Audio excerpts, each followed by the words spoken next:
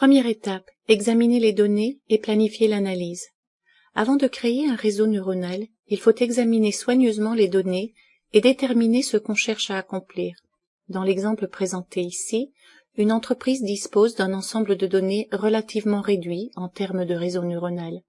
Il s'agit de 180 lignes énumérant chacune les caractéristiques d'un vin particulier. Le but est d'utiliser les données des colonnes B à N pour classifier les vins en fonction de 3 types codés 1 à 3, comme indiqué dans la colonne O. Les variables indépendantes potentielles des colonnes B à N sont toutes des indicateurs numériques de propriétés chimiques des vins. Dans la colonne O, la variable dépendante est catégorielle. Neural Tools admet toutes les combinaisons de variables numériques et catégorielles pour les variables indépendantes et dépendantes. Remarquez que les valeurs de la colonne O sont manquantes pour les 5 premiers cas. Comme nous le verrons plus tard, ces 5 cas serviront à la prédiction. À ce niveau, on pourrait procéder à une analyse exploratoire de variables individuelles pour en déterminer la moyenne ou l'écart type, par exemple, ou pour créer des histogrammes. On pourrait aussi faire appel aux outils Excel pour synthétiser l'information par type de vin. On pourrait par exemple vérifier si la moyenne et l'écart type de la variable alcool diffèrent suivant le type de vin.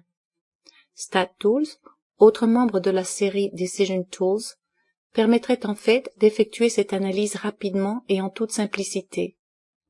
Cette analyse préliminaire n'est pas indispensable, rien n'empêche de se lancer directement dans Neural Tools, mais il est toujours bon d'en savoir autant que possible sur les données avant de procéder. Remarquez, une fois encore, que la variable dépendante de notre exemple est catégorielle et que nous avons donc ici un problème de classification.